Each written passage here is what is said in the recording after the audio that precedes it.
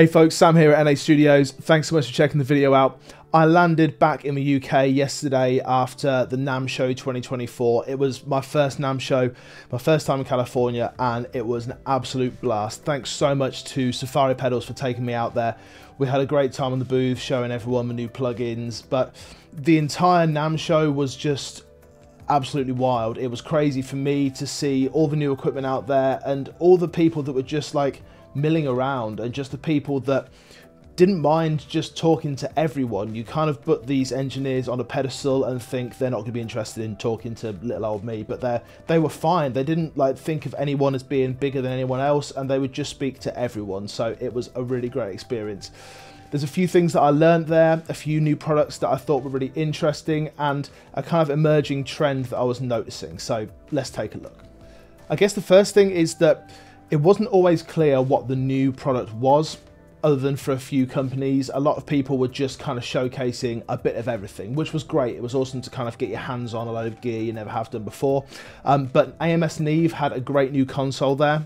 They had the G3D console, which is kind of an upgrade from the Genesis, the digital console, and I got my hands on this for a little while, and it's a cool feeling console, and I think a lot of the features there are going to be really useful for the smaller commercial studio and maybe the project studio with slightly deeper pockets. It's a Neve after all, but that was cool to see. API were there as well, and they had like this amazing cream colored console which everyone was getting on, and it was a lot of fun. But they're also releasing a new TSC2 channel strip and then a special edition version of their 560 EQ. This was a lot of fun to play with, and they had this console set up that you could just run stuff through and just tweak the EQs and play with the compressors and the channels, and they even put the NFL playoffs on there so that people would still come on the Sunday, which was a nice touch. Heritage Audio had their i73 Pro audio interfaces, which I really like the look of. Their kind of 1073 inspired preamps are built into them, and they've got a couple of different interfaces in the range. I thought these were great looking boxes, and I tried them out. The knobs felt really decent, nice and sturdy, and they just kind of looked like quality. So they're worth checking out if you're a fan of the Heritage Audio line of preamps. Dolby Atmos seemed to be a consideration for a lot of speaker manufacturers. PMC had a room set up that was just for Dolby Atmos, and I kind of thought this was cool. Like, it was good that they had it, but to me, Atmos isn't really a consideration. I'm not really working at the kind of level that necessitates having an Atmos set up, but nevertheless, it was cool to go and listen to something in Atmos and have the vocals kind of fly around you. But there were a couple of different speaker manufacturers who had this. So ATC were there, they had some speakers on show, and they were kind of advertising the whole Dolby Atmos thing as well. But to me, a set of ATCs on its own is enough money, so having a whole Atmos setup is just completely like out of my possibilities at the moment, but maybe sometime in the future if it ever becomes a consideration.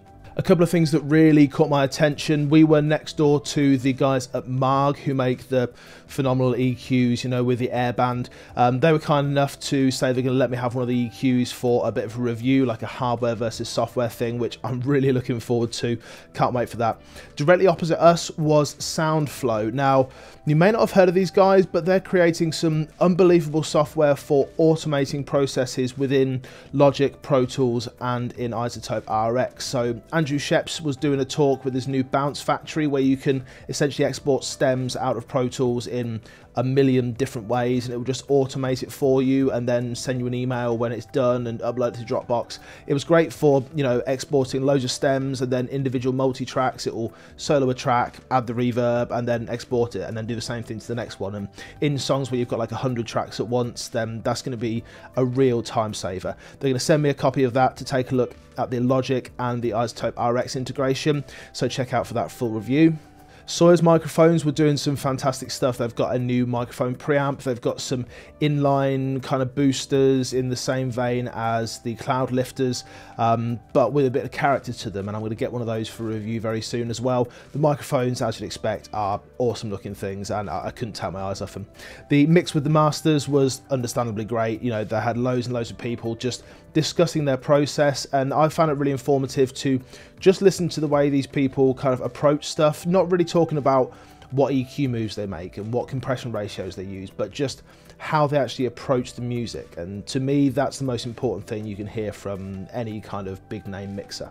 My good friends over at Slate Audio were there showing off their brand new Raven MTX console. They've got 4K versions, 2K versions, and obviously showed off their VSX headphones, which I'm going to get a pair of and give them a full review as best I can on YouTube. I've got a couple of ideas. But that was great. And Trigger 3, which is going to be coming out very soon. I'm going to get an advanced copy of that so I can show you exactly what's going on there. Just a lot of things that were really exciting. The main takeaway for me was just how many amazing people were there milling around that I got to meet that I never thought I would. So there was Chris Lord Alge, Tom Lord Alge, Andrew Sheps, who is the nicest man in the world, Chad Blake, who is also the nicest man in the world, Dave Pensado going around, and he put one of our Safari stickers on his mobility scooter, which was pretty cool. Sylvia Massey was there giving out some signed Namm pictures, and the whole thing just felt like a big family, and that was kind of my main takeaway, how everyone was there for the same reason. Everyone was there to just enjoy the world of music and the world of pro audio. It didn't feel like there were really that many egos. It felt like everyone was just kind of looking at stuff, checking it out, seeing the new features. And the main room though, I didn't go over there too much because it's just absolutely massive, and I stayed kind of in the pro audio area, which is a slightly smaller room. Well, I say slightly smaller, loads smaller room. The actual main room is, it must be half a mile from one end to the other. It's just so big. People absolutely everywhere. And for me, I wasn't massively interested in new equipment. I wasn't massively interested in any new music kind of gear, guitars, amps, or anything like that. So I stayed with my feet well and truly in the pro audio section. But if you went to Namm 24, please let me know what your feelings were about the whole thing. I've got nothing but positivity about the whole experience. I thought it was absolutely fantastic, and I'm definitely going to strive to go again in 2025. I'll see you again soon. Take care.